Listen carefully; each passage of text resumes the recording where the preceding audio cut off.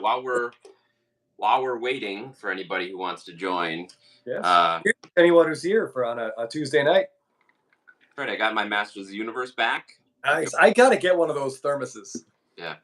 I don't know if thermos is the correct plural. Maybe it's thermi. Thermi. I need to get. Yeah, it's got a nice battle scene on it as well. I mean, you've got him against Skeletor. Wow. Sorcerer. Yeah, I've said it before. The top kind of has like a fleshlight sort of feel to it, or look to it, I should say. Hopefully not feel.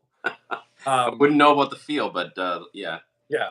Oh no, I of course I wouldn't. I wouldn't either. Hey, what's up, Phil? Hey, what's going on? Yeah. So before we get into talking about what era we've decided we're in, should we talk about what cards we picked up? I can think of no greater topic that I like to talk about than that. Yeah. Well, you want to talk about yours first? Let's talk about yours first. Okay. All right. Here's a card I picked up a couple weeks back in one of the chats that we have. People were talking about it. So I went and looked at it, and it was really all kind of cheap, and it looked good. So I threw the guy an offer, and boom. Here it is. Yeah, I will say, having seen it in person, that the gold refractors out of 2023 Topps Chrome look really, really nice. They're I think they're a little thicker than they have been.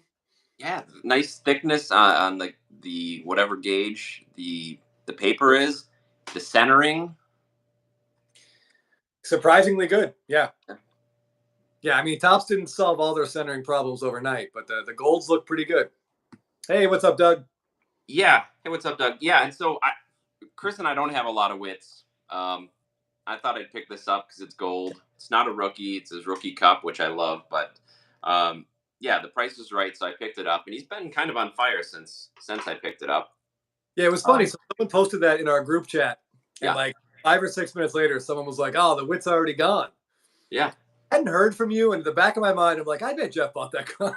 I bet Jeff jumped on it. I threw him an offer, and I can't remember what he had it posted at, like $100 or something. Or, yep. I don't know. And I threw him a $70 offer.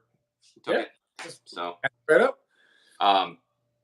Yeah, and I want to get into talking about wit, but we should show your card first because it's pretty great, and we teased it a little bit on the IG story that I put up. It photographs extremely well, I have to say, for an inanimate object that doesn't move, and it's a photo of several men. It photographs very, very well. It's a very photogenic baseball card. Here's the several men. Yeah, that's such an awesome card. Yeah.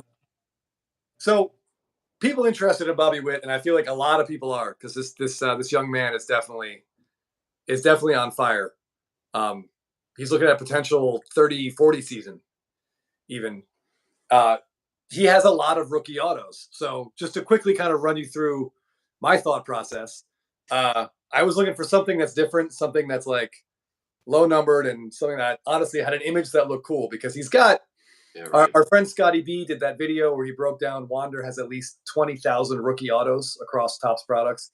Bobby Witt shouldn't have that many, but it's got to be close to 12 to 15,000. So it's a ton. He has an absolute ton. So that one stood out to me because, as you know, I love Stadium Club. That image is really cool, and that image is not anywhere else, at least in terms of autos. So that's numbered out of 25. There's 5 reds and a super. So there's 31 autographs of Bobby Witt with that image. Yes, and so it's a very rare image, which is unique. Yes. But I also want to say, I'm very realistic.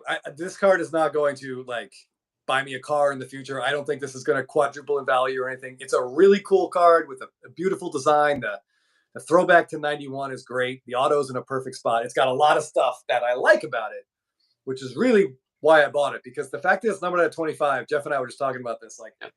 That's not that unusual. Sadly, that's just not that rare. I did a quick search on eBay, and I found there are currently 31 different Topps Bobby Witt rookie autos numbered at 25 for sale. That's different. That's not the total number. That's the individual ones that I was able to find. So assume there's more than 31 total. And even, I think, 6 of those came out of Stadium Club alone. So I was just looking for something with an image I liked because I think at this point with the autos, we're going to talk more about autos. But I feel like if you're buying an autograph, you buy something you like that looks good to you, that kind of speaks to you. And this card jumps out at me. Like the color is fantastic. Like we said, the 91 foil on it's awesome. So Yeah, Doug asked. It is a refractor. I yes, don't know. I mean, it's kind of a. I mean, it's a regular refractor, numbered to 25. yes, yeah, yeah. The Do the they ones with call it that, anything? Do they call it like a rainbow? What do they call it? I think it's just the 91 variation.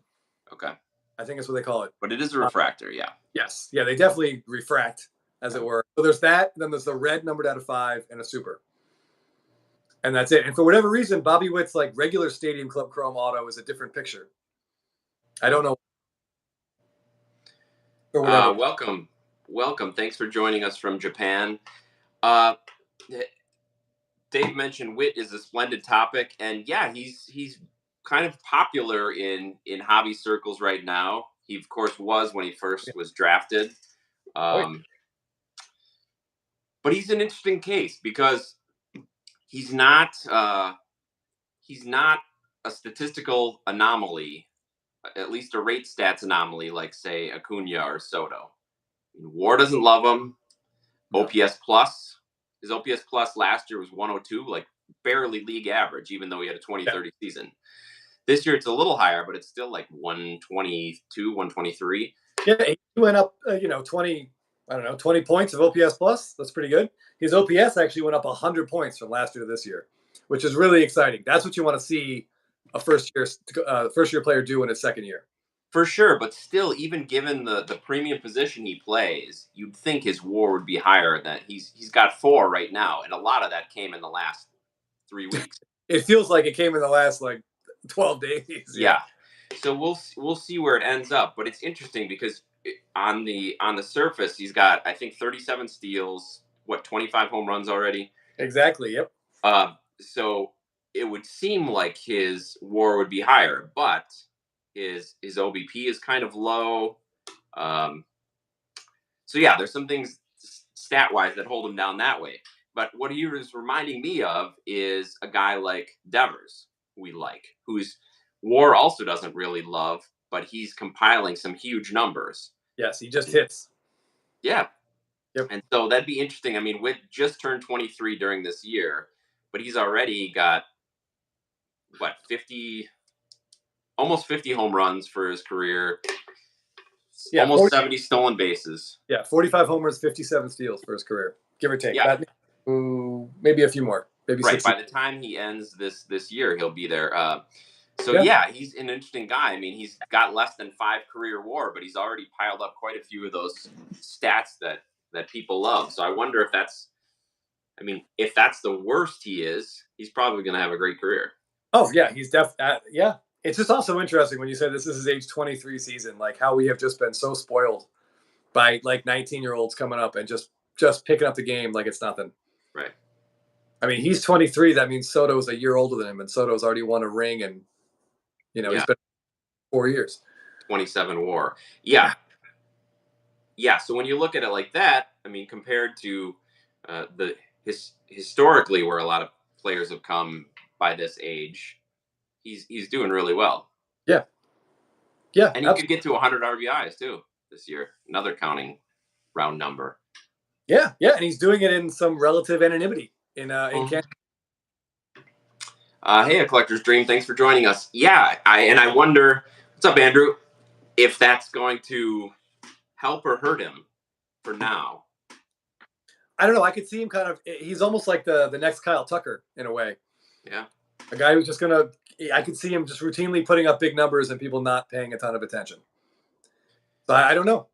I really think in the last, it'd be interesting to know. I haven't followed it too closely, but like you mentioned, the last 12 days, he's been just dominant the last 2 weeks. And so I wonder how much that's affected his card prices. I would like to think they've gone up, but Kyle Tucker has been probably every bit as dominant. And I don't a single Facebook post with someone looking for Kyle Tucker cards.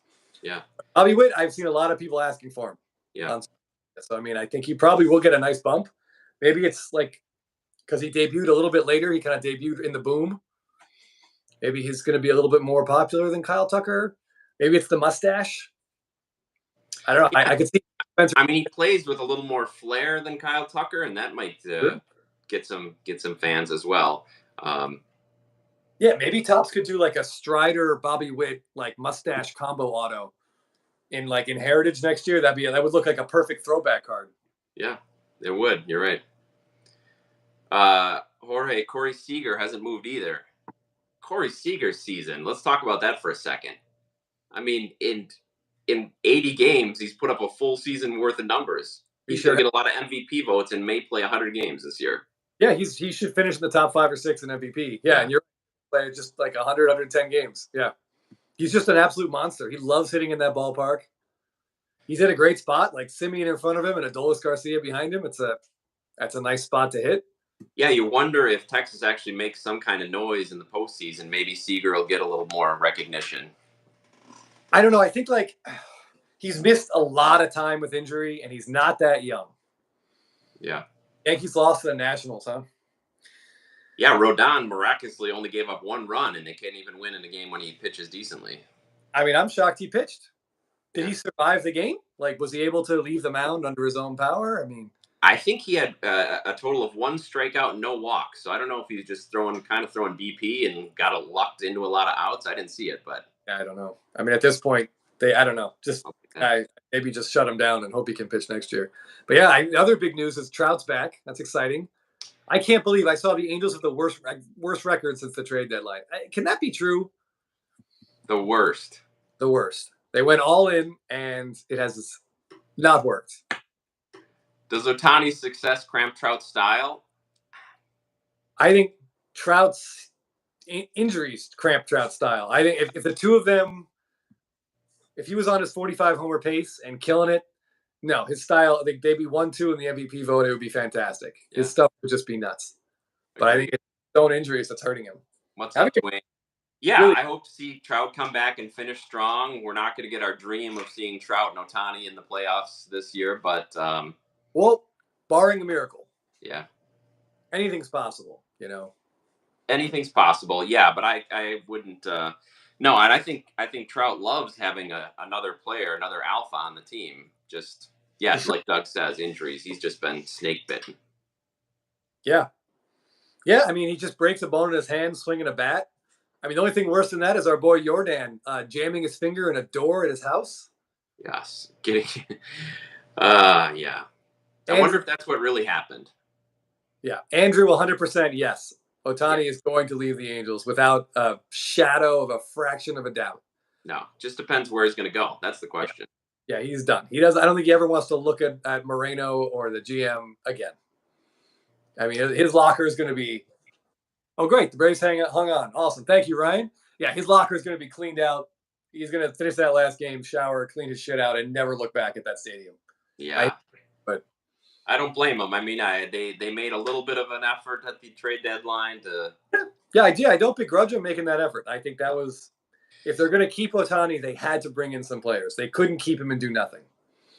But yeah, what's up, Lucky Peter? It just didn't. Oh, sorry. Go ahead. No, I was just saying it just didn't work. Like I don't begrudge. I'm glad they made an effort. Yeah. I think they would have alienated the few fans they had left if they had gotten rid of Ohtani. Now at least home fans can see one of the greatest players in modern baseball for another month. So yeah. Dwayne says this spring I bought my first Trout card, a PSA 9 Cognac. This summer I sold my first Trout card, PSA 9 Cognac. I just think he missed too much of his prime to really push his stats to GOAT level. Well, I can't begrudge you that. I mean, I think it's a great buying opportunity if you believe that he is going to be an Inner Circle Hall of Fame guy, but his injuries the last 5 years are really kind of putting a damper on that. It's brutal. Yeah, I mean, I hear people say stuff like that, and I want to argue it, but I can't. It just stinks. Yeah, he has not been able to stay on the field. I mean, and it's been fluky stuff too. Remember he pulled his calf jogging from second to third. Yeah, and missed 3 months because of it. Yeah, it didn't. I don't think that really healed until the offseason. I mean, calf is terrible because you can't walk without using your calf. But it just stinks. Yeah, and swinging a bat. These aren't the injuries of someone who's out of shape or not trying. They're just crazy things. It's frustrating because he's just so good. We just want to watch the man play, and he loves to play, and we're all missing out. It's a net loss for all of us. Well, what's up, Shelly? Jorge says, I just saw in the Padres game, the Angels lost 22 of 38 while Trout was hurt. So missed 38 games, only won 16 of them. Yeah, that's. I mean, not surprising because that lineup was pretty bad without him. Yeah, I did see someone say Betts is going to steal Acuna's MVP. I mean, I would say as much as Acuna had it, I think he's still the front runner. But I think it's a 4-man race. Yeah. Between those 4 guys on those 2 teams, like I don't. It would not surprise me if any of the 4 of them won it. Yeah. Because I mean, at this point, the Dodgers and Braves, they're not playing for the division; they're playing for theoretically home field in the NLCS is on the line. Like that's what they're playing for.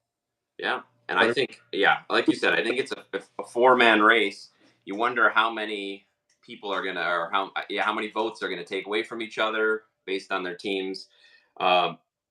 So somebody's asking about Mookie or Trout, and I guess the conversation is right now. I don't know how you couldn't take Mookie right now. Yeah, no, of course you got to take. Excuse me, you got to take Mookie over Trout now, but for their careers, it's still not close. Like Trout's far and away. Yes, for their careers, no way. But if you're saying give me one player from here going forward, you got to go with Mookie. Yeah, for sure. Positional flexibility, being out on the field. Yeah. Yes. Yeah, just the second part. Give me the guy that plays, please. And Mookie, I mean, he's a little behind Trout because Trout was so good for those years. Yeah. But Betts is also, I mean, he's turning into a huge power hitter. He's able to play the infield now, playing some second base and shortstop. It's just pretty incredible. Yeah, I mean, he's still like 25 WAR behind Trout. So I mean, yes, for his career, because Trout's first like 8 years are otherworldly. You know, M. Parsons says, but as far as collecting, which is an interesting question, availability trumps everything, Shelley. Yeah, I agree with that. As far as collecting, that's a very interesting question because you wonder where they're going to end up. Like Chris said, Trout's about 25 WAR ahead of Betts right now, but I don't know. Does Trout have 6-8 years left in him? Can Betts play for till he's 40? I don't know. It's hard to say. And compared to their price levels now, Trout's up here, Betts is down here. So in terms of value, the Mookie buy-in is way low for sure. But yeah, I mean, we just keep saying. I feel like every year we're like, well, if next year if Trout can give us 150 games, and it just doesn't happen, and it continues to not happen, it's very frustrating. But Betts won't catch Trout WAR. No, probably not. But if you would have said that 2 years ago, or let's say 3 years ago, there would have been a 0% chance he catches them. Now it's probably 10-15% chance he catches them. Yes, the chance exists just because there's always Trout. If he just keeps playing 80 games a year and Betts plays 150, putting up 9 WAR seasons, slowly but surely that gap will narrow. Yeah. But yeah, I mean, I do wonder about Trout's cards in general. Like if the buy-in for him now is still at the price of someone who is going to be like a 110 WAR player for his career, and I don't know if he's going to be that now. Yeah. Yeah, you would think since hitting is such a big part of his game. I mean, he used to be. I mean, he was the quintessential 5-tool player. He ran all the time. He's still a great defender. He doesn't steal bases anymore, but he could still hit if he could just DH. Trout MVP also is a factor. All 3 of them. I mean, he had that run where, like, from 2012 to like what was it, 19? He didn't finish below second or third. First or second, yeah. That's ridiculous. No, undoubtedly, and that's why all of the Hall of Fame numbers, either Bill James, the Hall of Fame monitor, they've all got him clearly in already. Yes, 100%. He's in right now, barring a social media post. He's in the Hall of Fame. I feel like we just have to keep saying that because who knows what's gonna pop up tomorrow. Yeah. But back quickly to that collecting question from M. Parsons.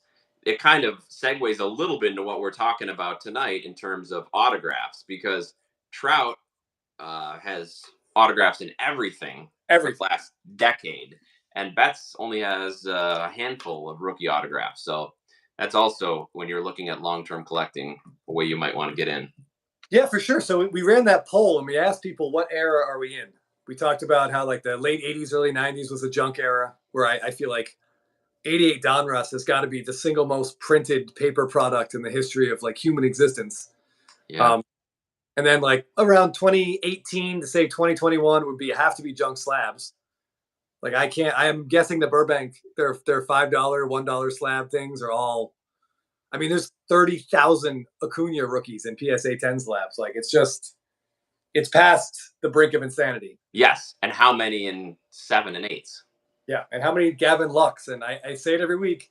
Aristides Aquino. Like how many base cards Right. are we still slabbing today? That's just it stresses me out just to think about the sheer volume of plastic. That giant garbage patch in the Pacific Ocean has some company headed its way in the next like 10 years for sure. Yes. Yes. Absolutely. But yeah, so we asked people what era are we in right now? The junk blank, because it's usually junk something. Or And the two biggest yeah. responses I got. Well, to be fair, I got three common responses. One was extremely funny. People said the junk influencer era, which I thought I laughed at. And I have to agree. I think we kind of are in that for everything, not just for sports cards, but just we're in the junk social media era for sure. But the two most common answers were the junk parallel, which Jeff and I completely agree with. How many parallels are in Topps Chrome this year? 27. 20. 27 parallels. Oh, you get a card. You get a numbered card. Well, Yeah, big deal. this must be worth something, especially if it's someone good. Sadly, not the case. But the other junk era that we are currently in is Jeff and I talk about this a lot. It's the junk autograph era, Yeah. and it's just the amount of autograph cards that are in all these products. It's just absurd. And I think what shocked me when I got back into the hobby was like I'd get a pack and I'd pull an autograph and I'd be Yeah, really excited about it. Like you never got autographs no, ever in the never, early 90s. And never. then by then I was out of it. So I don't know when it kind of changed, but I was ecstatic about getting Yeah, it's news patches, autographs. are still like sort of exciting. When you and I were first collecting in like the early '90s, the only autos and packs were in the upper deck. I think Yes. they had And those like really great. oh yeah, I think the ads were or the odds were just a bunch of commas. I don't think they even bothered putting numbers in there. Right, like the Ted Williams autos. Yeah, the Reggie Jackson, I Hank think Aaron. that's the first one, and then there's like a Mickey Mantle, Ken Griffey Jr. one that we see Yeah. at shows. There's always a couple of those for some ungodly amounts. Yeah. But yeah, or is it?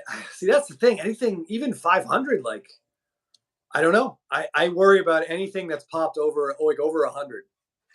Yeah, so you made a comment before, way too many autos. Look how many are in flagship. Yes, you mentioned before about the junk slabs at Burbank. Well, I took my kids to Burbank Card Shop uh, this week, and you should see the volume of and $2 autos they have. Oh my Just god. Yeah, 5,000 count boxes full. So, for sure. and that's the hit. Yeah, Andrew, autos are so common we get upset if we don't pull a good player. That's exactly right. It's like, and when do you pull a good player? I believe Chris told me the checklist for Chrome, the rookies are 130. Is that right? Yes, there are 130 rookies in Topps Chrome this year, and each rookie will have, give or take, like over two. They're gonna have over 2,000 autos. Each There's of those 15, 130 autos. yes, 1,500 numbered autos for each player plus base. Yeah. 130 different rookies. I mean, it's Uh, just. I mean, it's right. just. And those are the hits. So that's what you buy the Hits. product to pull, and you're pulling one of those. Yeah. And what percentage of those would make you happy buying the box? 3%, 4%? Yeah, probably about that, right? I'd say there's probably Yeah. between maybe 5 to 10 rookies you would really want and you get really excited about. And your odds are going to be, I mean, just that leaves 120 that you don't want. I mean, how many times Jeff and I used to open a lot of Stadium Club because it was fairly, as far as opening goes, it was inexpensive. Right. We love to look at it. We, have some cocktails and kind of go through the photography was fun. So it's like, as boxes go, it's usually an entertaining break, if unprofitable, which it always was. But we routinely would pull autos of guys. We pulled that one auto, I think, a Your Mean Mercedes, a guy who would hired from baseball like 2 months before. He had quit. He had a great start. Yes. Then he quit by the time we got it. Yes. Walked off the field and we're like, ooh, rookie auto. And then we kept pulling Brock Burke too. And yes, even the back of one of his cards said he was undergoing like arthroscopic shoulder surgery and may never pitch again. Yeah, like, or be out for the next year. On the card, why are we signing these? Right. Good Lord. Okay, a couple things. Shelly, we are in LA. Thank you for asking about the flooding. We're both okay. Chris's pool overflowed, but he took care of that. We had some wind, we had some branches down in our yard, but other than that, the hurricane, as it's been called, because we had a little earthquake mixed in there. Everything's good. So thanks for asking. Yeah, it's funny out here. A lot of the trees just aren't used to rainfall like that. So most of the trees, the parts of trees that fell off, the branches and stuff, I think they were too heavy. Yeah, just waterlogged. Boom. Yeah.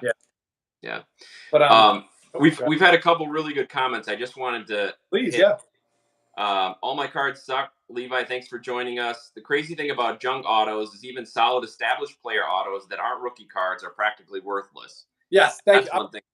Yes. Let me expound on that a little bit.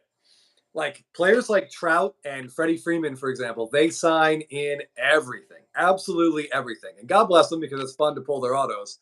At least it looks like it's fun for other people to pull their autos. Like Jeff and I would not know what that feeling is. But I've seen a lot of people pull these Trout autos on try to sell them on Facebook. But like, I think we're going to get to the point where I think we're there. We are saturated with Mike Trout autos and fully saturated with Freddie Freeman autos. Like, I can't see the demand for these things in years from now. We're going to look back. And if you want a Trout auto, please pick something that has like significance to you, that matters to you. Make it a card that you want. And for example, like this. Here's a more absurd example. I bought this giant Freddie Freeman oversized like box stopper auto. And Jeff, you can look away. You don't want to look at this, but I remember that one.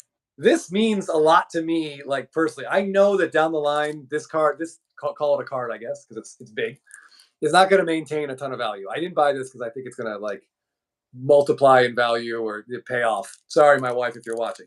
But like, here's Freddie Freeman celebrating his game-winning homer off of Josh Hader in the NLDS in 2021.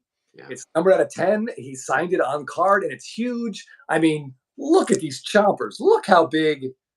3D teeth. Yes, M. Parsons. You almost feel like you're going to lose a finger just holding on to this. So something like this, like I'm thrilled to own this. And I know that he has oversized autos in like almost every product. So it's not necessarily rare. This one, I guess, is rare, but Freeman autos are absolutely not rare. But I bought that one because it means something to me. And the same with like this Austin Riley auto. Not rare, not a rookie, not going to go up in value. But look at his ass on this card. Look at that Georgia. You know, that's fantastic. So Cardboard Showcase says that's why I stick to Heritage Red Ink autos of Trout. They look cool and have low numbers. That's awesome. Yes, and he's got a really great run on his Instagram page. You all should check out. He's got a great run of all those reds, and that's great. The Heritage Reds have history. They're all on card. They're all hand numbered. Like that's a perfect example of something that should maintain value going forward. Now, if Trout signs into like his 40s and he's got, 22 years of those Heritage Reds, maybe they'll dip slightly, but it would be absolutely amazing. And Cardboard Showcase, please keep this going, to see all 20 of those like lined up on a shelf or on a wall. Like that would be absolutely amazing. Exactly. Yeah. And Dave said Trout gets paid $400 per auto he signs for the card companies. Wow, that's crazy. If that's even close to the finances. I mean, I don't begrudge the players. No. I think it's great. You don't want to know the things I would do for $400. That's a whole separate video, and it's not going to be suitable for YouTube. But a 5-second signature? Oh, no problem. No problem whatsoever. Levi says, completely agree on buying something important to you. I'm from a few towns over from Trout, so I had to buy his Millville Meteor auto. Great. Yeah, exactly. That's cool. Yeah. But he's just in everything. I see like Topps Fire autos coming out with him and like Topps Definitive autos. And like there's just nothing that's going to set those apart from anything else. Even like his regular Stadium Club autos. The image is cool, but if he's in it, Yeah, and where I say is if it's from a significant moment for you as a fan, like your Freeman is, if you can identify the moment it's from the game, that's pretty cool. yes, I completely get that.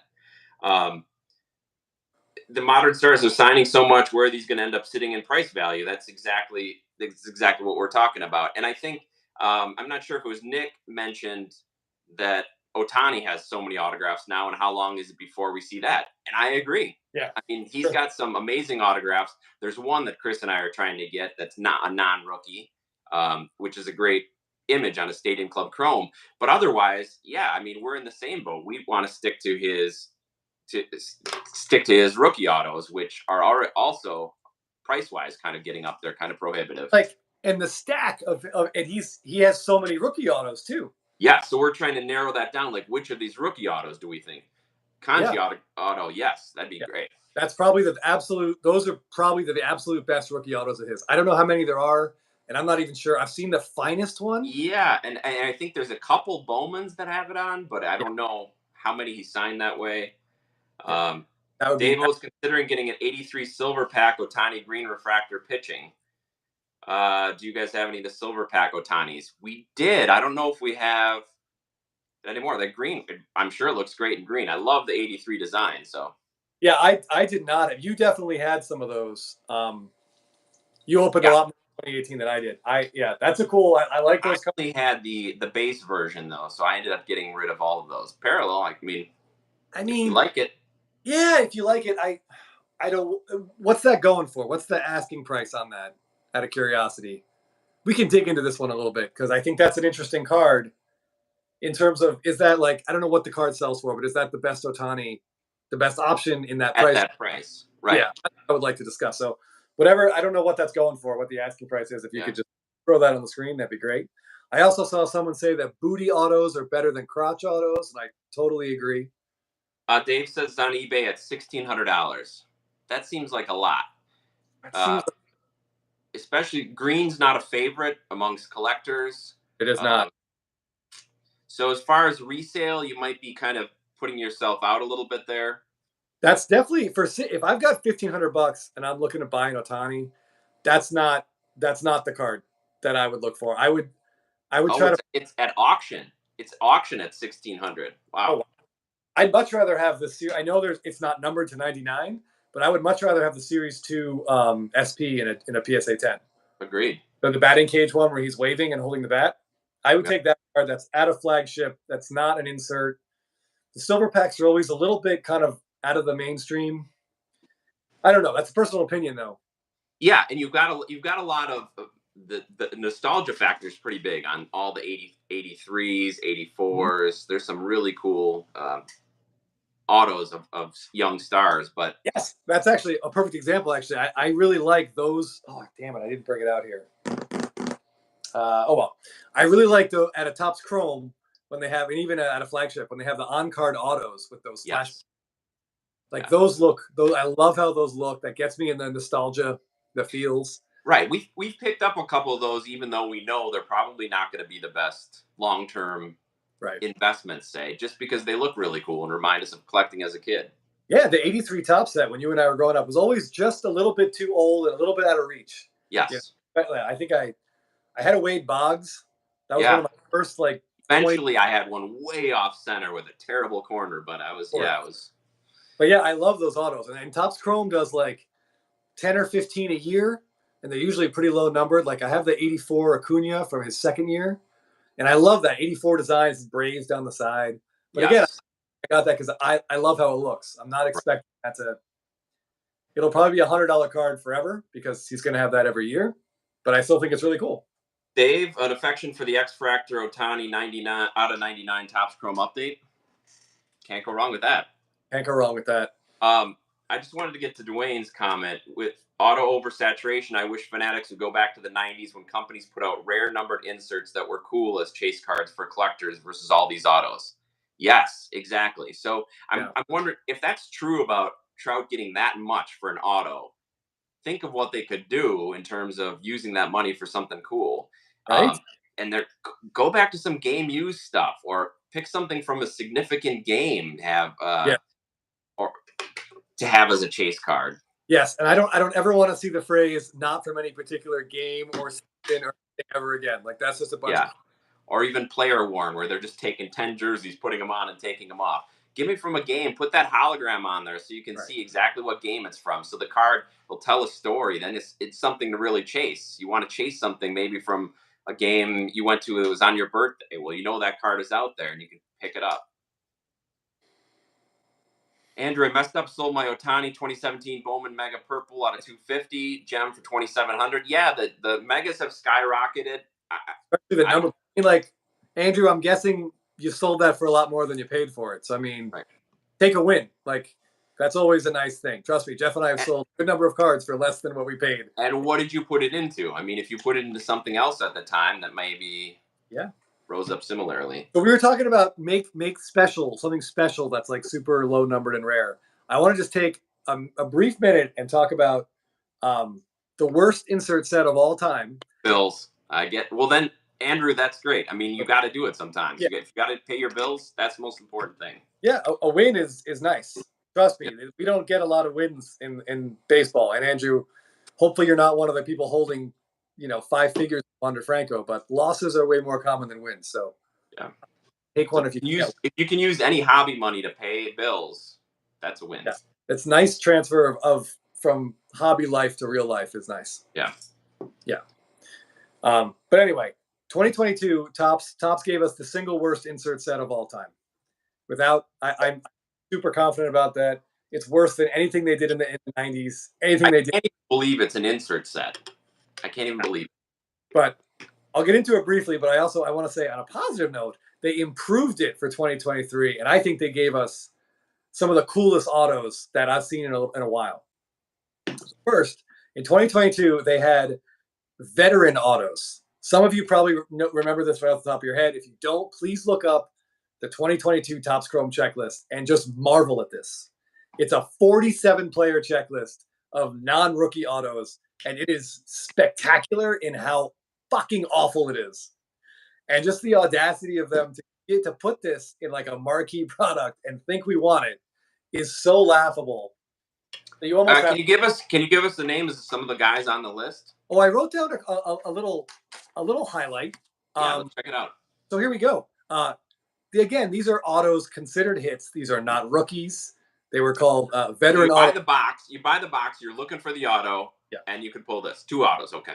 And by the way, they had like parallels, like the rainbow of refractors was in here. So here we go. Adam Frazier, Chris Taylor, Brandon Lau, Garrett Crochet, Jared Walsh, Jesse Winker, Luke Voigt, who I think is playing for the Savannah Bananas right now, Mark Canha, Max Muncy, sorry, Jesse, Trevor Rogers, Tyler Stevenson, Ryan Jeffers, Taiwan Walker, Zach Plesac, and newly minted Braves legend, Nicky Lopez. I just cannot imagine. So that's your hit. Put these in there. It's not a rookie of those players. It's just, yeah. Veteran autos. Oh, Alec. What did those boxes run? We didn't buy any last year, I don't think so. I don't know. Remember they came out hot. I think a hobby box was like $250. Remember the price had gone up from the year before. Oh yeah. So they gave us those, and then I think it was still like 120.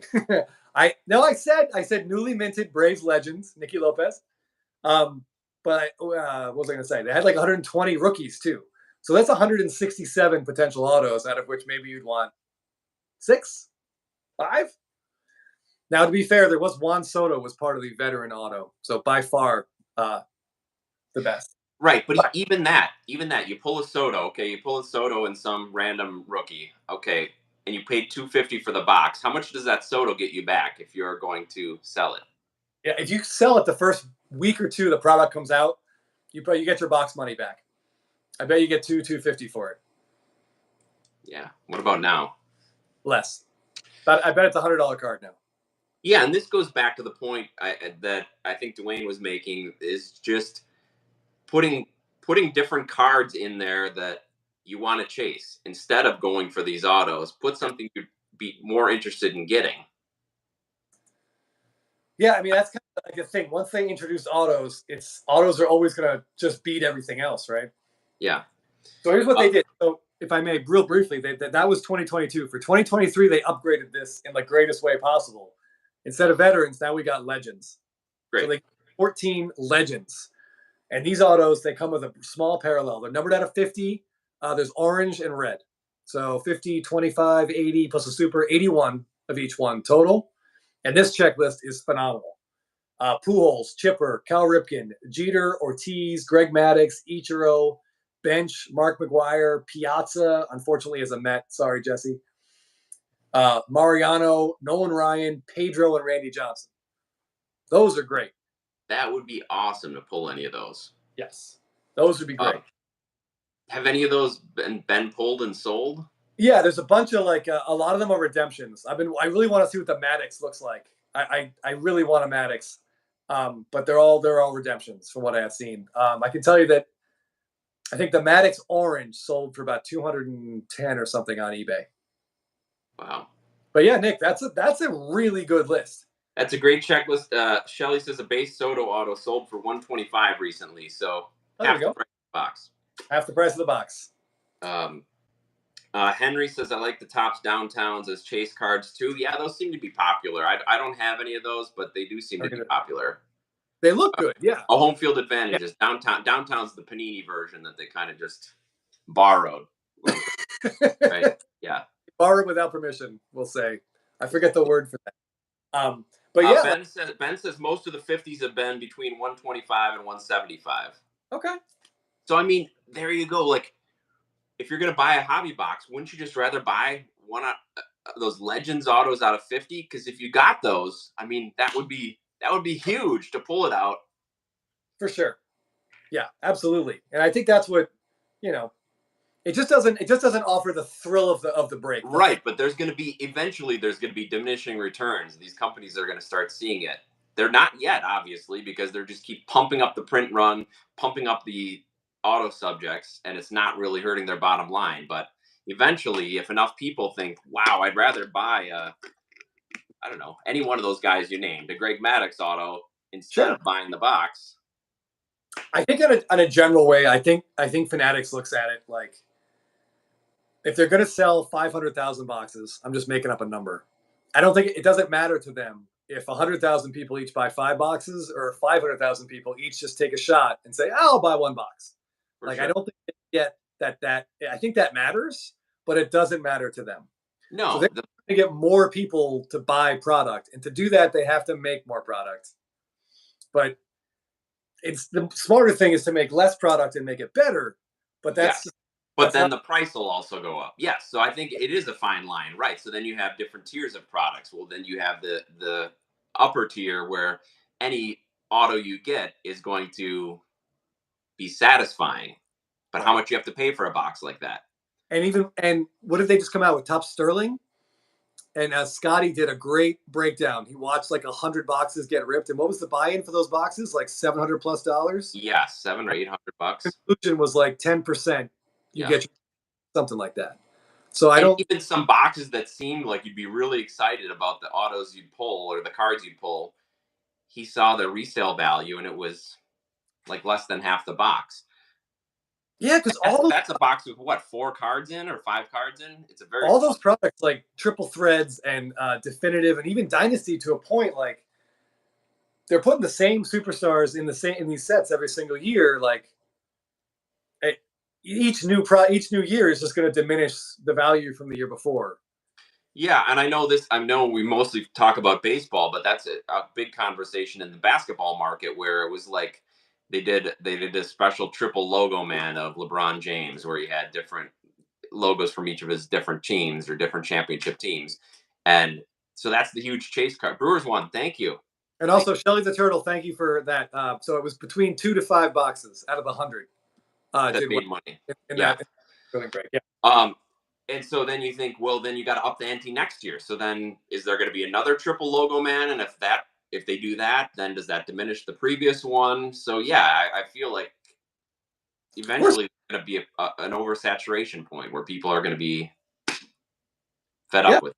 We haven't got there yet. And you're right. It matters. The bottom line matters to Fanatics. And so until they stop selling whatever they're going to sell, Yeah, I hate this is gonna sound strange coming out of my mouth, but I was looking at some Instagram some breakers to see like what their prices were, and I saw like an 8 box Oh, jumbo case. Yeah, then triple over. an 8 box jumbo case. So that's Okay. 24 autos. If you wanted the Braves in there, it was like 245 or $265, something like that. I think it's like one jumbo box. If I were to go out and buy one jumbo box, that's essentially the price I'm going to pay. But I don't want any of those other players anyway. I feel like what Fanatics is essentially doing is pushing everyone into breaking. It's driving us to breakers. If Well, you that segues nicely to MJR's sports cards comment. Do you feel the Breakers Delight format is just another step towards ruining the hobby from Fanatics? Um, yeah, I, I don't really know what to think. Our friend Bill ended up buying one of those at the National. Got a Breakers Delight box. I can't yep, remember what he paid, 4 1/4 or something like that. three yeah, seventy I five. didn't want to say it out loud, but yeah, something like that. I Yeah, can't remember what it was, but it was so cool to see all parallels and numbers being pulled. yeah. You get rid of all your base cards that you might not be interested in. It's definitely not a collector's product, right? I'd say it's a pretty high end, but yeah, he was. It stunk because I think he pulled out everything was like shiny. It was Yeah. number refractor, blue, green, weird shit colors that don't matter. Then some autos, and it was just like it was fun. Like you said, it was really fun to look at, but it was still about what $25 worth of value. Yeah. I think he was pretty bummed. But yeah, it's just a roll of the dice. Really. But yeah, I wouldn't say ruin is a strong word. Yeah. Change is definitely probably a better word. Right. Uh, It did. I know one thing that we talked about was when we saw that was how do they decide which cards go into which product? I mean, are the better cards being shuffled into that Breaker's Delight product, or is it somehow randomized in terms of the product that go to hobby shops and Target and Yeah, that's what I don't like. I don't like the idea that they know where stuff is going, and they definitely do. Like when a Shohei Otani superfractor gets pulled, at the National, it just makes you think that they knew that was in one of the cases that they sent to someone at the National to sell and rip. And I yeah. mean, I get it from a promotional standpoint. It's a great idea, but I just don't like the idea that they know where some of these cards are going, and they Yeah, it definitely definitely takes some of the mystique away and some of the idea that anybody could pull it. Somebody right. that picks up a retail blaster could pull a superfractor. I mean, it takes that away. I feel like Fanatics is in this for the money and not for the collector. Well, I, for yeah, I sure. mean, they spent an absolute fortune to get those rights. So there's two things to that. They obviously feel that there's more money to be made in the hobby and that they can utilize it. And they've also got to make their investors happy. So Yeah. yeah, you hope that they talk with some collectors in the hobby. You hope that that's part of it. I know that was their big selling point that they've got a lot of collectors in their ranks, as it were. But yes, certainly money is gonna drive a lot of bottom line Right. things. Like, and to be completely fair, like you can't fault them. I mean, they like you said, they spent a shit ton of money to get these rights and have this ability to make this stuff. Like, if they lose money in the hobby, that's bad for us. Like, if they go bankrupt, that's really really bad for us. Like, we don't want that to happen. So we want them to make money. I think we just have to sort of reevaluate how we attack the hobby. Like Agreed. you and I, Andrew says, "Do you think the serial numbers on boxes have any tells as to what's inside?" Now, I would say with tops, given the way that they ran things and kind of the antiquated way they did things, I would say no. But for a company like Fanatics, I cannot believe that they would not know exactly where everything's heading. it's hard to say. I look. I can see both sides of the argument. Like, one, can a company that can't center a goddamn baseball card possibly track inserts by serial numbers on the boxes? You would say no, but at the same time, yeah, I'm sure they know exactly where. They know what the biggest cards are, and I bet they know exactly where they're Yeah. Yeah, going. and you just one thing that Fanatics promised when they took over at least the licenses was transparency, and that was a big selling point because at first collectors were like, "Whoa, what's going on?" But that was one of their things. We're promised transparency. We're going to let you know how many cards we're printing, etc. But so far, that hasn't happened. No, unless what they mean by transparency is more breaking on video. I think we've definitely seen that. Yeah. Shelly, there's something with a product that certain boxes were marked. Can't remember the year of sport, but I'm sure they're marked somehow. Yeah, I don't know. I don't know. I mean, some things are not going to change. Like we know, like they can make 1,000,000 parallels, they can make 27 parallels, and print 3,000 rookie autos. But we all know that gold, orange, red are going to be the best ones. So it's Yeah. just it depends on how you want to approach this and like what you want to do. Like you and I have largely given up ripping, except Stadium Club and Stadium Club Chrome, which we enjoy. Yes. But we're And not doing. it's sad, but yeah, once you get up to two, three, four, $500 a box, it's really hard to justify. Yeah, it's hard to stomach. It's just hard to stomach that kind of risk. Yeah. Um, MGR would really see more fairness from them. If you buy a box, you should have the same chance of pulling something special as anyone else. Like you guys said, just to want it known beforehand. I agree. Yeah. And that's part of that transparency issue. If they're going to come out with these products, push towards breakers who are on their own payroll. Of course, they're going to want them to get good cards. So, yeah, it looks a little shady. And it's just transparency would be good. right. I mean, if they know that Shohei Ohtani Superfractor exists and it's a card everyone's going to want to see, it makes sense for them to get publicity out of that. If they put that, if that happens to sneak into a retail blaster and get opened by some 9-year-old kid, there's a decent chance it never sees the light of day.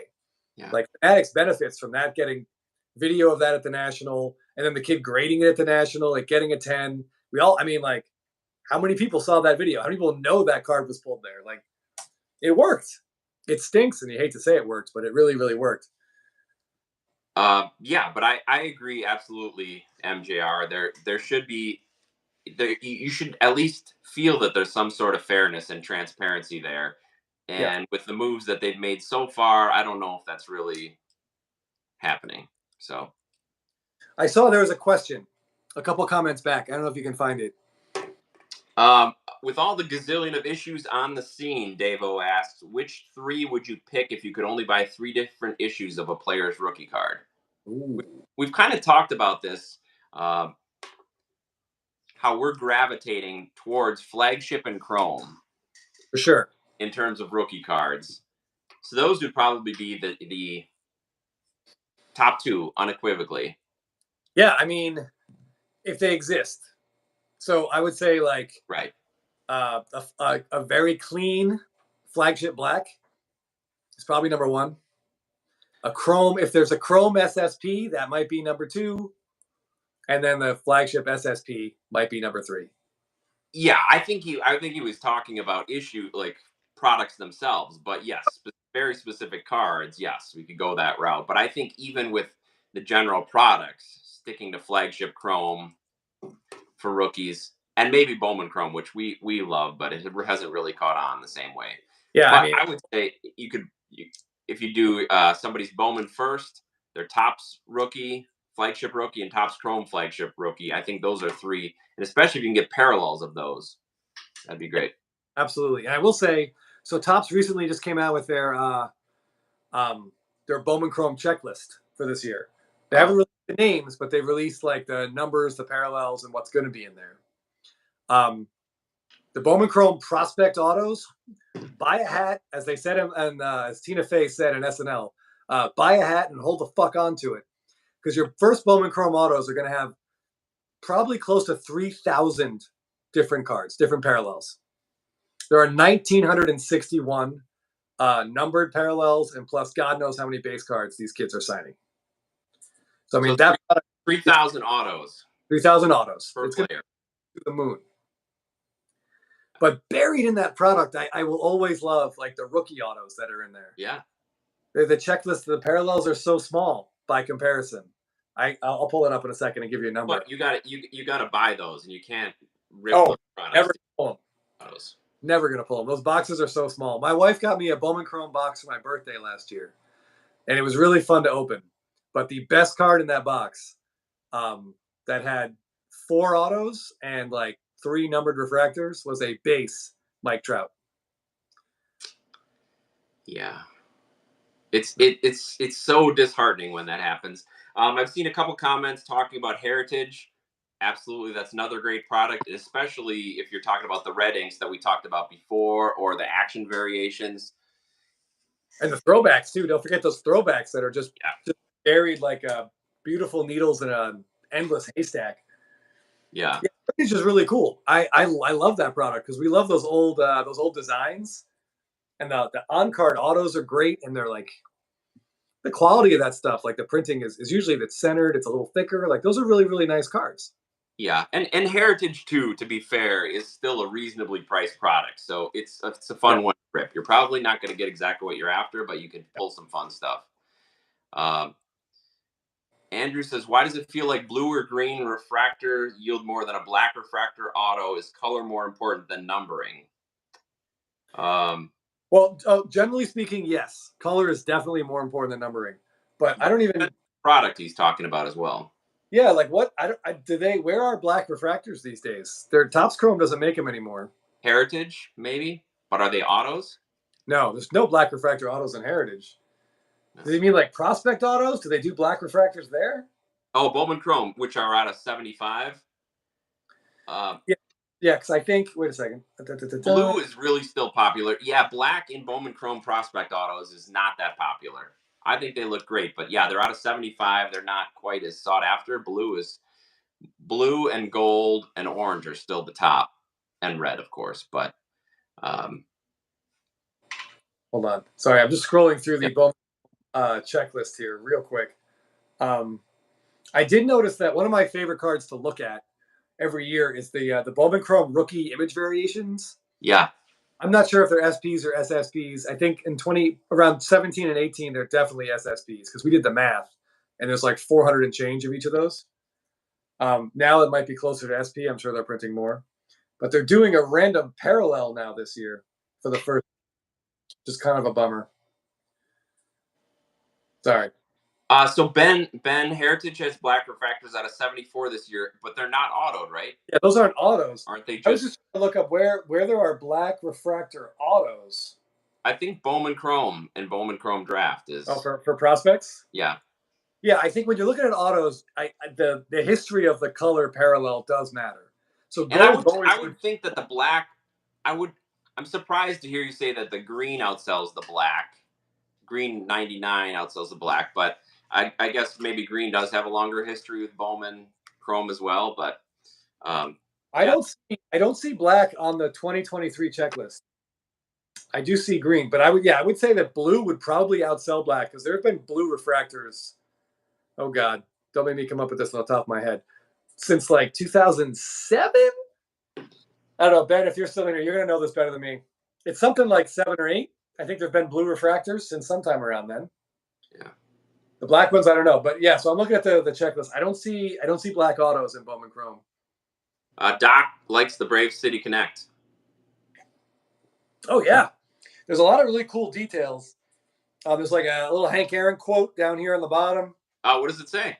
It says "Keep swinging," Keep and it's swinging. got in his handwriting. It says number 44. Nice. MJR says Bowman. Yeah, that's the only black refractor auto I can think of that's out now.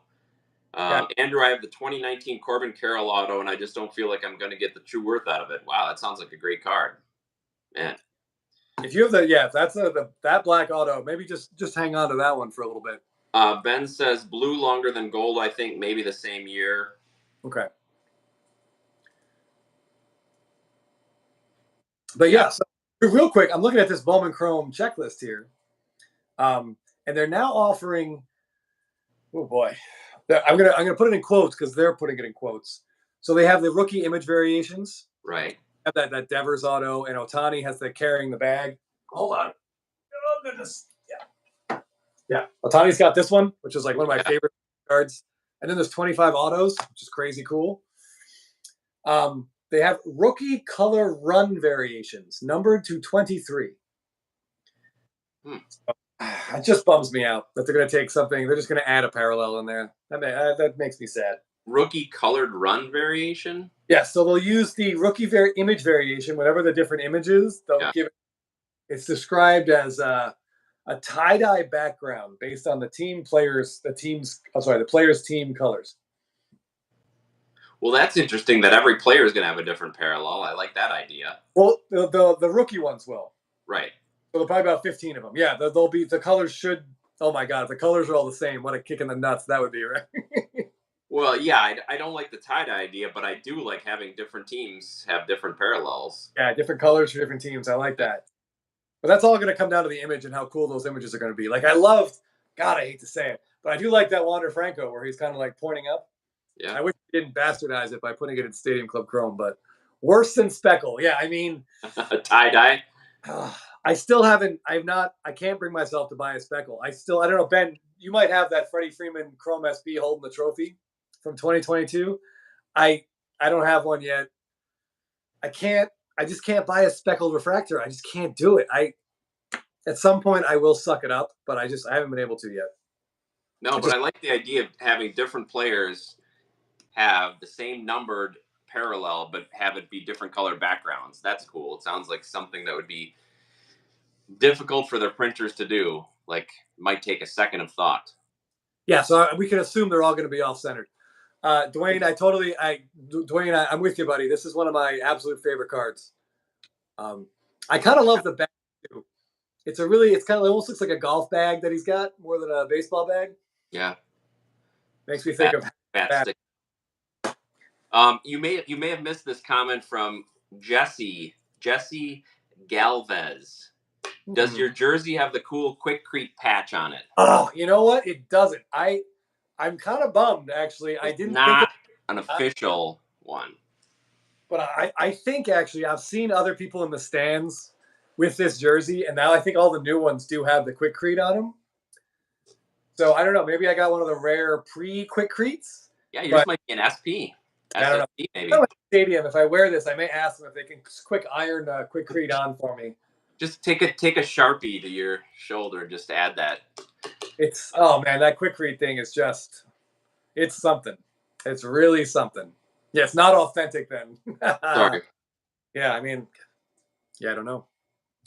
But I'm excited to see what some of these Bowman Chrome rookie image variations are going to look like. But just going to add to the rookie auto pile that these 2023 rookies are going to have.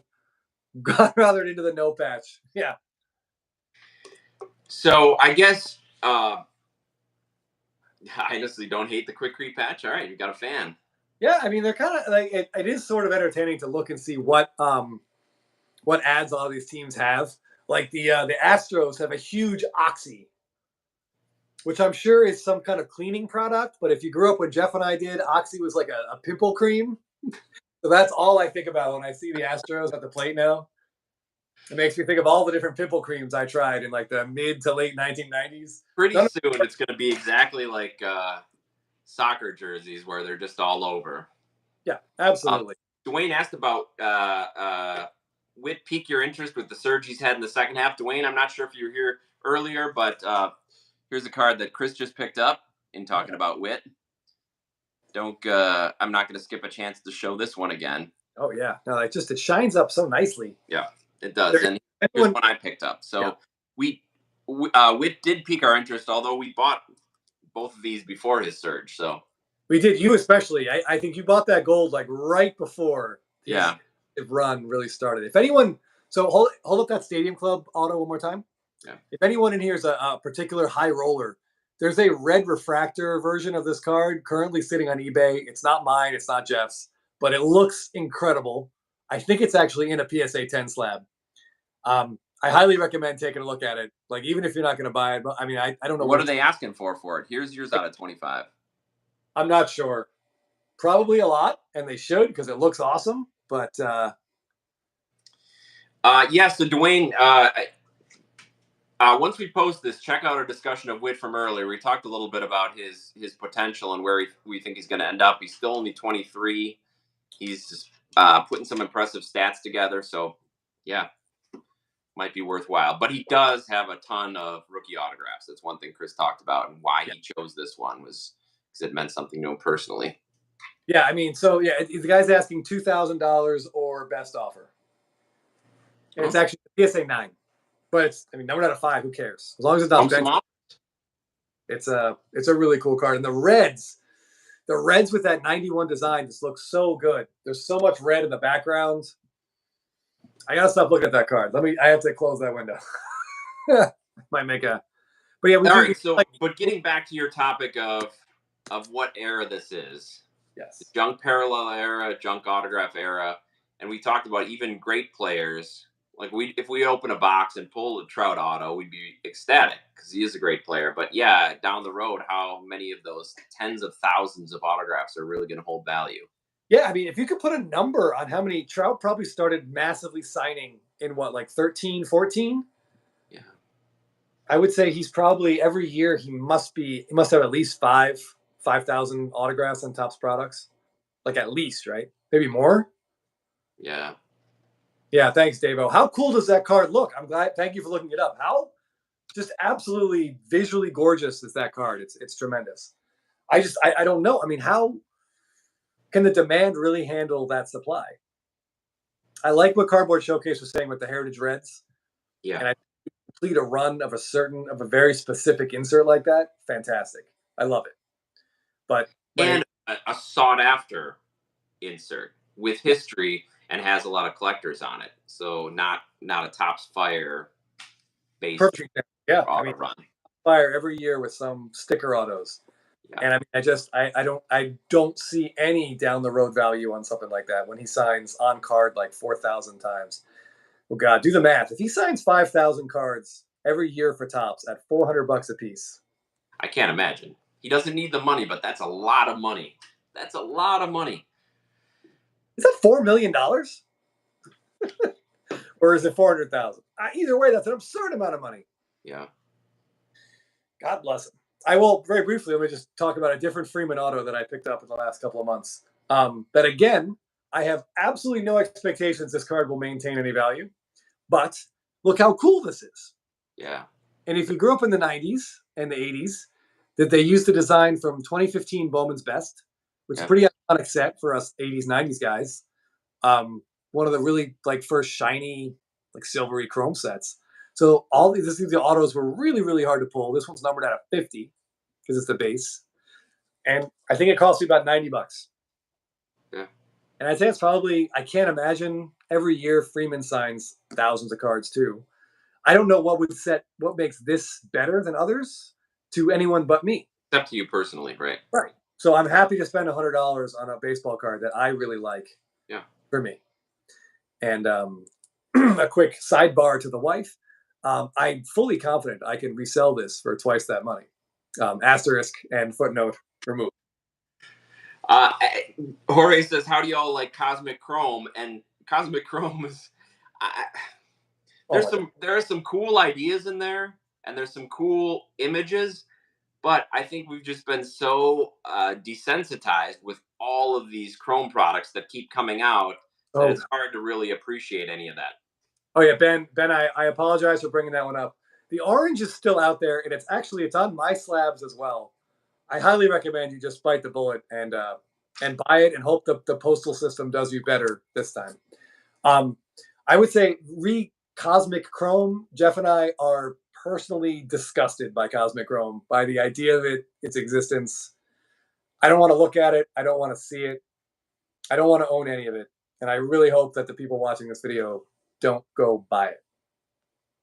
That's it. Yeah, that's pretty strong. I feel like until people stop buying all of these other Chrome products, they're really not going to focus on trying to make the products that we do want better. Yeah, I mean, I feel like here's a quick.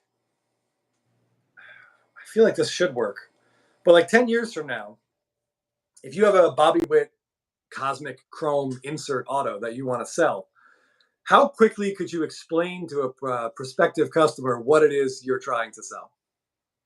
And if you think it's going to take you more than like 30 seconds, then that's probably not going to be a great long-term card. Yeah. Like the top Chrome Bobby Witt autos, like if you can get a pure color, that'd be great.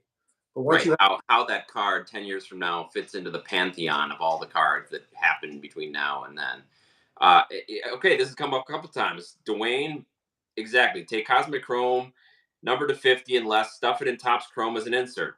Agreed. That'd be great. Cosmic Chrome would be pretty dope insert set, not a Yep. standalone product. Yeah, I agree. I agree completely with that. They have these great ideas, make them chase cards in their main product. Yeah, yeah. It would. That's the thing they could use to make Chrome bigger. They could put like one Yeah, parallel in every box, yeah, and then it would take off a little bit. But agreed. the idea that some of these cards are the exact same thing. Yeah, Remember we talked about the Julio Rodriguez? I think yes, that Topps Chrome and Sonic, where it's yeah. the exact same card with the logos reversed. All right, and they just made the rookie card logo slightly bigger on one. You're like, Yeah, come on, put a little effort in here, guys. like I mean, that's the bare goddamn minimum that they had to do. But Yeah, yes, so long story short, no, Jeff and I don't like to venture past that first branch of like releases. yeah, and we've kind of learned that seems to be where the value holds the best. Yeah. Yeah. Yeah, Like Topps Chrome Black, for example. A lot of those cards look great. But I don't have any, I don't think you have any. I don't really actually know anyone that has any of it because it's watering down Topps Chrome.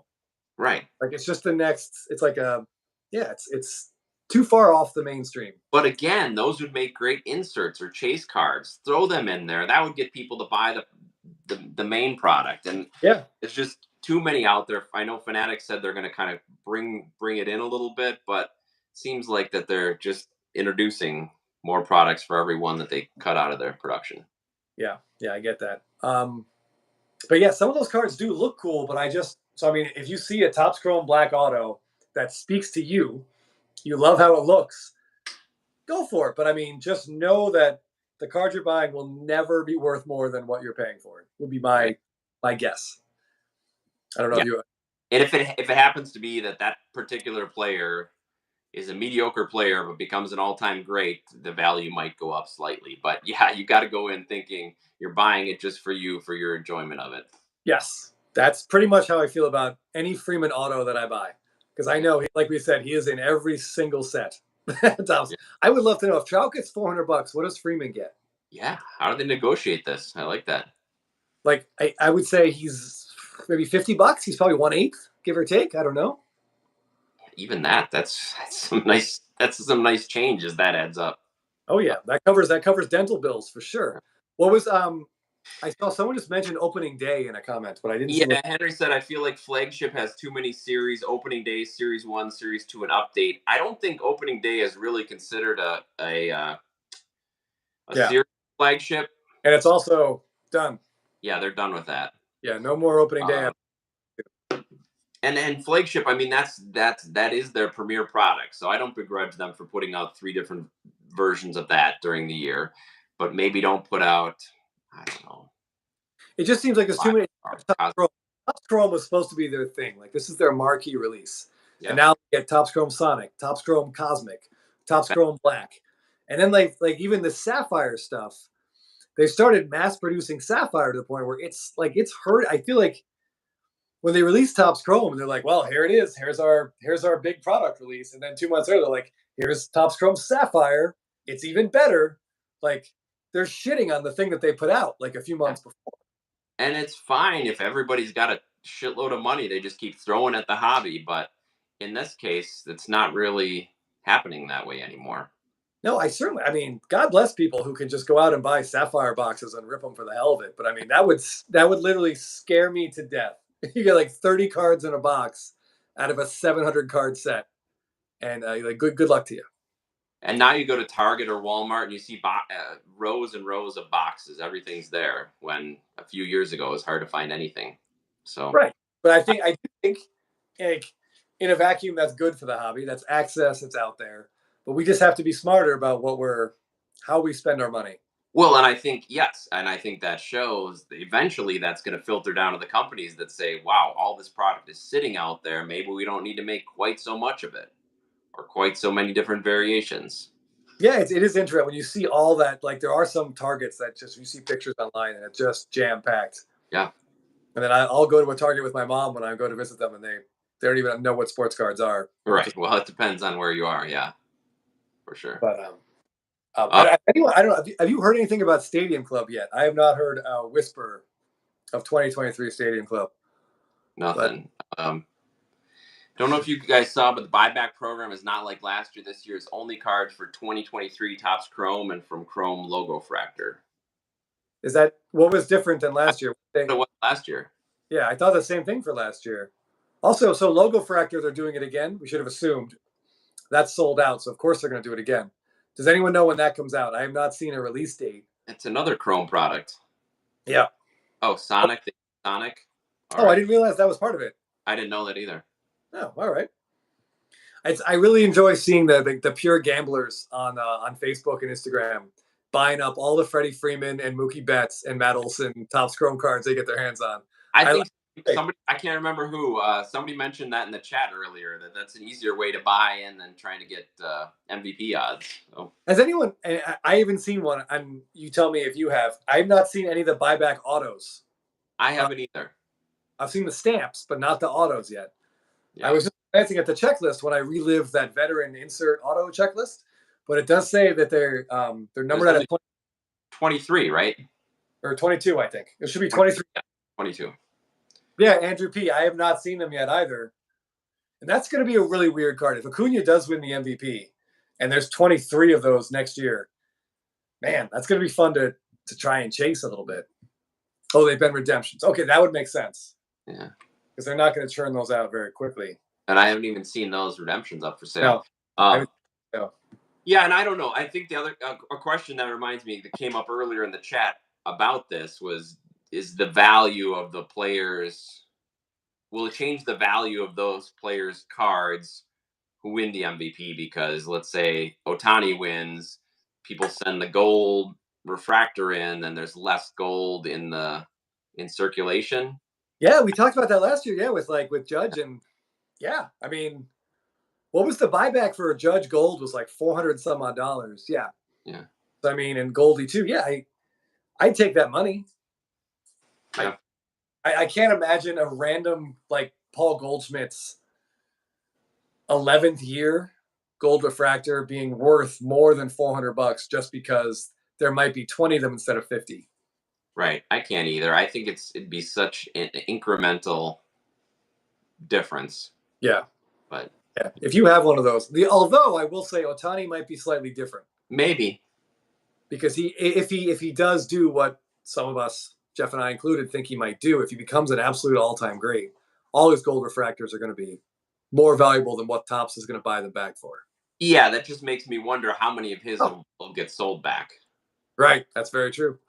Yeah, they'd have to up the price for him, I think. Yeah. He should be more than Acuna's, assumably. Yeah. Oh, Andrew, you have I think it was Andrew, has the gold Judge or gold Goldschmidt. That's awesome.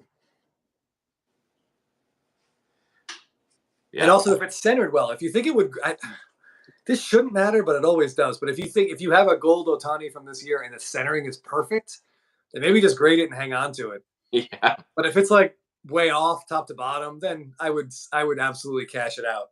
Cash it out, buy another Ohtani. Yeah, for sure. All right. Any final thoughts you wanna put in about the junk auto era that we're in, or the junk? Sort of like just kind of reiterate what we were talking about. Like there are so many, the shimmer, the speckle, or the if you have a speckle, a shimmer. Well, hold on. The speckle's the image variation, right? Where he's like he's holding his glove and his hat. I don't think I would turn that one in. That's like the SP, the image variation gold. I would probably hang on to that one, even though it's a speckle. God, I hate even saying the word speckle. I say it with such vitriol. I would just say, like, if you're buying autos of veteran players that aren't rookies, like, just be careful out there. But buy the card because you like it and try to get it for as cheap as possible. I think that's it. Yeah. And even some of the rookies, like Bobby Witt, like he's got a lot of rookie autos out there, like just a ton. So try to find if you do want to buy one, try to buy one that has some significance in your eyes. Agreed. It seems like the number of. Do you think less colors would be better for the hobby? Yeah, but that would also mean they'd be harder to pull any parallels, which means maybe boxes wouldn't sell as much, and you need people to open boxes to get singles.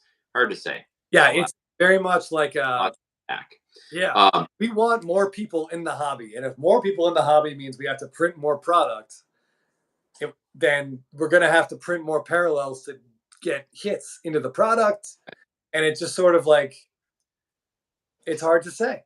Right. Then you just got to navigate what those hits are. So yeah, there's you talk about Witt.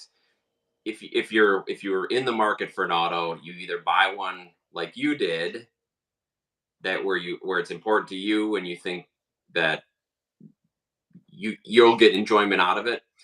There's just going to be less, hey Spider, there's going to be less investable, let's say, Yes. Bobby Witt autos. So yeah, I mean, I don't know what his Topps Chrome Gold auto goes for, but that's probably one that would hold value. Agreed. Or his Bowman Chrome first parallel autos. So yeah, you have just a smaller amount of the at the very high end, and the rest are kind of exactly. Shelly the Turtle. I totally agree with the speckles. It bugs me. It bugs me so much. One of my favorite cards that Jeff and I have is the 2019 Topps Chrome Otani SP. And that year they did, and in 2022, they did image variations and then they did parallels, but they were the same. They weren't speckles. They were just gold. Yeah. So that Otani with Ichiro is just a gold refractor, and it looks fantastic. And I feel like if it were a speckle, it would bug the shit out of me. It would. I know it would. I know you. Yeah. I feel like if you're looking at Bobby Witt's like auto checklist, I think there's red, orange, gold, the blue, especially because he's on the Royals. That blue is going to be sort of a color match. Almost everything else, the numbering doesn't even matter. Like green, lava, aqua, wave, like it's all going to end up in a big pile of stuff that people aren't going to care about. Yeah.